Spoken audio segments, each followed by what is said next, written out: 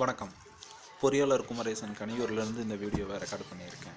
எங்களுடைய சைட்டில் வந்து ஃபவுண்டேஷன் டெப்த் அதிகமாகவும் அதே மாதிரி லூஸ் ஆயில் வந்ததுனால சாண்ட் ஃபில்லிங் பாட்டத்தில் பண்ணிவிட்டு அந்த சாண்ட் ஃபில்லிங் வந்து 1 feet டெப்த்துக்கு நாங்கள் பண்ணியிருக்கோம். சாண்ட் ஃபில்லிங்கு அதுக்கு பதிலாக சாண்டுக்கு பதிலாக சாண்டு.